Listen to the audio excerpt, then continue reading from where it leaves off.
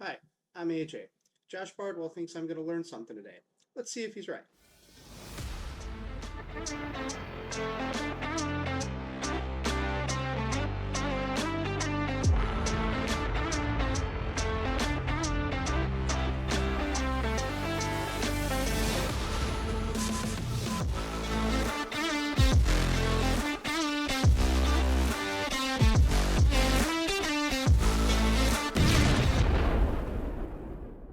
Okay, guys, welcome back. It's just about Christmas in June here, as we have two packages that showed up for me this week. I've got all sorts of cool toys here that we're going to dive into. One of them should be a GepRC Cinebot 30, and then I should have a bunch of batteries and tools and all sorts of cool stuff to go with it. So we're going to dive right in and start opening presents here.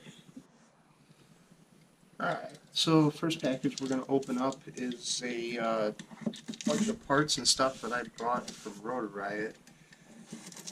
I had tried to order the batteries for the Cinebot 30 that I was telling you about in my last video from GepRC, but the shipping cost to get them here from China was going to be outrageous. And then I just happened to be on Rotor Riot's website, and they had a deal going on where you could get 1, 2, 3, 4, 5 batteries for the cost of 4. There's buy 4, get 1 free. So I was pretty excited about that. That's something that didn't seem like there was any way you could go wrong with. So I ended up with 5 of these, which had no intention of having that many batteries out of the gate, but you can see like so. Didn't see any bad reviews on them, but there weren't a ton of reviews out there for them at all, to be honest. So for what I paid for them, I want to say it was 15-20 bucks a battery, dirt cheap compared to the RC car batteries I used to use. Those typically went for around 100 bucks a pop. They're also completely different usage batteries too, though. Those RC car batteries, they're high-end, high-C pull ratings, meant for racing. These just don't quite have that, although it's a 100C battery. I don't know if you saw that there. It's a 100C, but still, 1100 milliamps. Quite a bit of weight to it, but I don't know. That's what was recommended for the drone, was an 1100. So, also got this tool pouch here. No tools in it though. That's a little concerning. I thought that I had ordered it with the tools. Let's go back to the box. We got a bunch of stuff still in the box. Okay. Tweezers. Those will be useful. Allen wrenches. I already have a set of Allen wrenches, but I wanted something that was specific for my drone, so I didn't have to keep bouncing back and forth between my toolkits. Receipt. Always got to have the receipt. Fancy nippers, wire cutters. Tiny little spring-loaded needle nose pliers. I love these. Those are great. This looks like a voltage checker of some sort. Another pair of tweezers and a prop wrench. I guess is the best way to describe that. And then I also ordered a nice little bag to hold all of my batteries. That was something that used to drive me bonkers when I was racing, was having batteries all over the place, and it never really was a good way to keep them organized. I figured for what that costs, it was probably a pretty good investment. So I'm going to load up my fancy new toolkit here. This did have an option to get it with like some soldering equipment too. There's a lot of dirt and fuzzy in this. String pulling out. But there was an option for a soldering kit. I already have a pretty nice soldering iron that I use for home projects and radio control car projects. So I didn't see the need to get that for this, and I don't seem to be doing much soldering in the field, because if I did, something went catastrophically wrong, I should be working on it at home anyway. So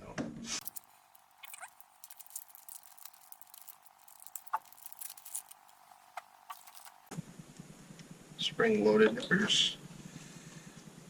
You can see those always being useful. It's really light. Kind of reminds me of some of the Hootie equipment I was using back in the day. That shit was really, really expensive. Got a similar feel. Got the rough knurling, I guess is what it's called, just drilled through. Cool little Rotor-Riot logo right there.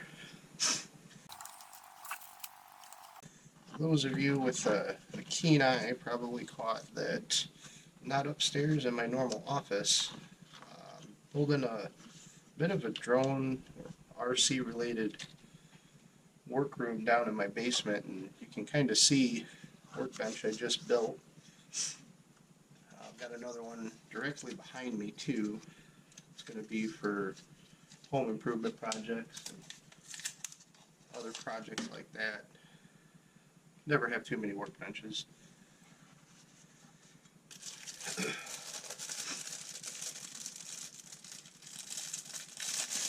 This has a nice plastic case. I may keep this and just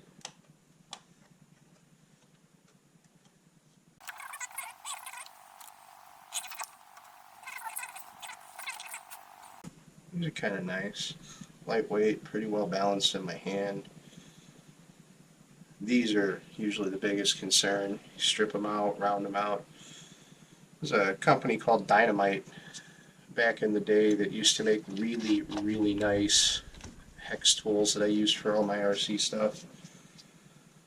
As far as I know, the company's still active and in production.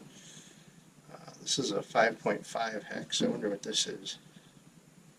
This looks like it's an 8.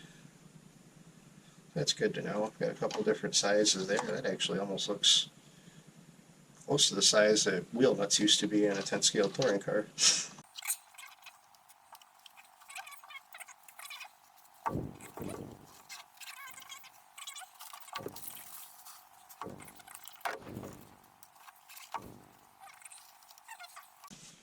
That's kind of nice. Small little toolkit. Fits in my backpack pretty easily, I bet. So, like I said, we got 5 of these batteries, and that I thought was a pretty good deal. I guess we'll see performance-wise if it pays off and was worth it. One thing that I put myself into a little bit of panic mode over the other day was when I ordered these. I went and I looked at the charger that I have in my RC car kit, toolkit. I did not have anything that would charge these. Just about everything I use on my cars is either bullet connector or Deans. These are XT60s, and I didn't have anything to charge those. So I took a trip over to King Hobbies in Valpo, went and saw Jim. Hadn't checked in with him in a while. Picked up 2 charge leads that'll work just fine with that charger that I've got upstairs. And I'll probably bring that down in a little bit and get to work on getting these charged.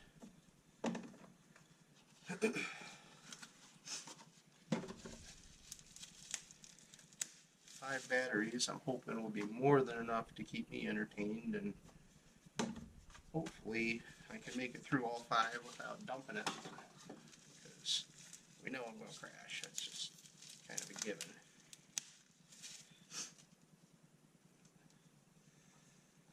So that's that. I could probably get another 1 or 2 more in there if I really tried. Maybe even more than that. But that seals up all nice and neat. Again, should probably get my name on it somewhere, but that's a pretty nice package there too. So yeah, I'm pretty happy with that part of the purchase. I'm going to get my toolbox, or my tool bench, organized here, and then we're going to open our next present.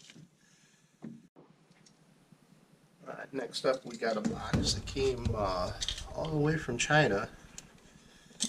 should have a Cinebot 30 in it.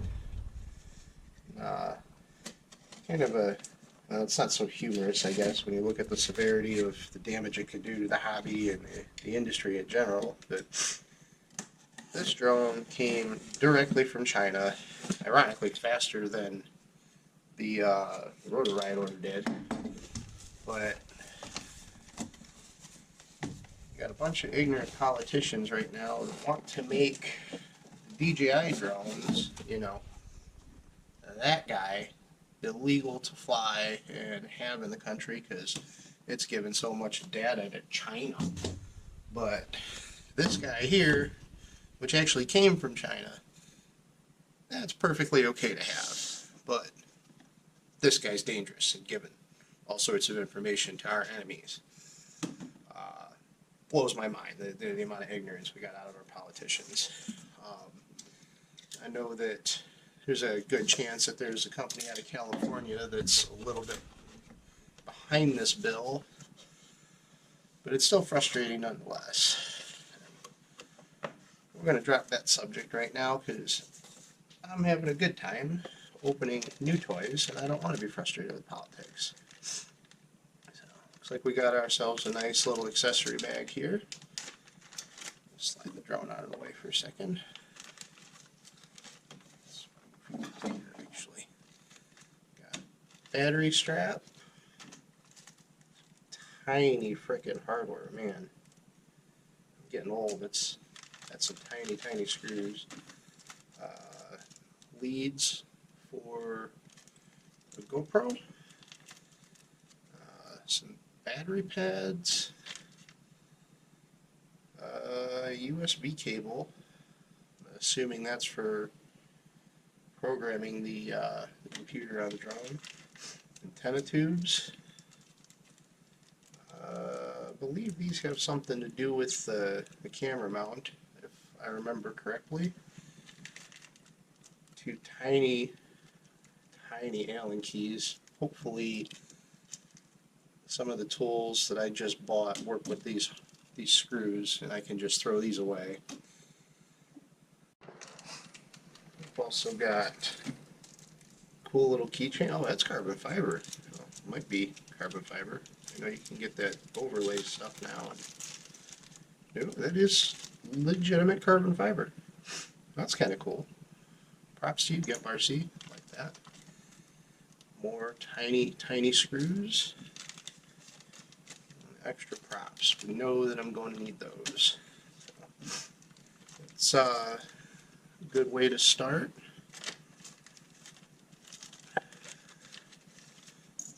That's cool. We're going to hang that up somewhere. Use that. I really hope that the screws, or that the Allen drivers that I just ordered work with those screws, because I do not want to use those tiny little Allen keys. That's garbage. Next up, we have the drone itself. We'll get to that in just a second. 03 air unit paperwork. More ridiculously tiny screws. That looks like it's for controlling, or the book for controlling the flight controller. Stickers, you can never have too many stickers. We're going to set that off to the side. I'm going to need those. That's that for that box. For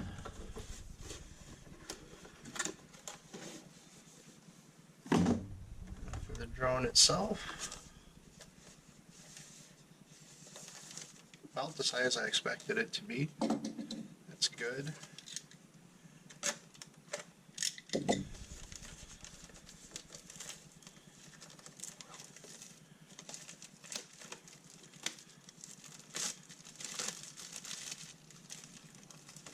Alright, there we go.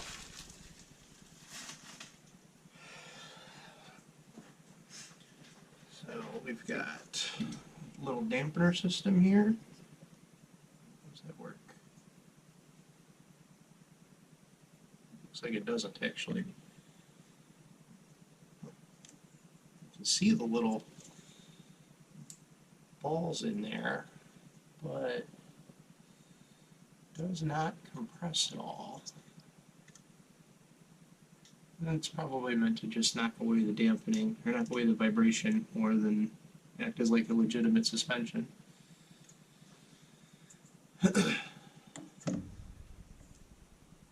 Wow, they were not lying. Getting at the SD card on here is next to impossible. I actually don't even see where you do that. You got tiny little screws here that actually all the way across that take this carbon fiber plate out. And that may be what you have to do to get at the SD card. That's going to suck. We're going to have to find a way around that real quick. It's probably going to involve strapping a camera on the top of this. I really didn't want to do that. I kind of wanted to avoid that if I could. But tough luck is what it is. Let's grab a battery and see what it looks like with it all bolted together. This is something that's a little bit of an adjustment for me. I'm used to using tape. The idea of just Velcro holding a battery in was horrifying with the cars, but it seems to be common practice with the drones. Cinch that down nice and tight.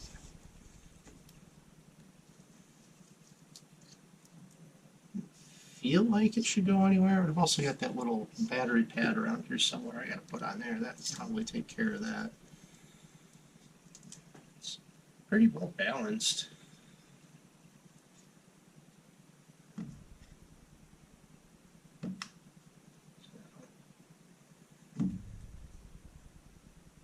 It's definitely heavier, significantly heavier than the Mini 3.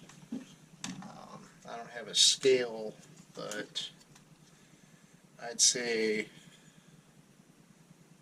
man, that's significantly heavier. Probably the weight of a, I don't know, it's heavier than a softball, but not sure what I could compare it to.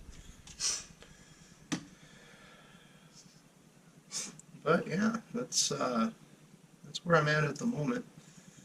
This video is going to be the end of what I'm calling Season 1. It was basically research and the coming to which you see right here with this drone. Season 2 is going to be learning how to program it, get it up and running, and initial flight. I don't see that being a whole bunch of episodes. Hopefully it's not that hard of a process, but I'm not exactly the most technologically advanced individual on the planet either. And then Season 3 is going to be flying and crashing, so those are the ones you're really going to look forward to, I think. I know I certainly hate making videos where you're just sitting there staring at me in my office, so I want to make a lot more interesting content than that, and this is step one in doing so. So, kind of glad you're still watching if you are, and if you're just starting out, hopefully you're finding value to this, or will find value to it in the future. But yeah, that's the end of Season 1 for now. Look forward to starting Season 2. I'll talk to you later.